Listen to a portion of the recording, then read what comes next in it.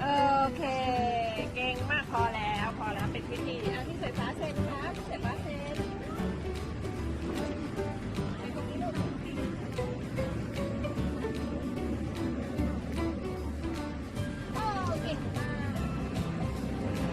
โอเคแม่ด้วยเหรอ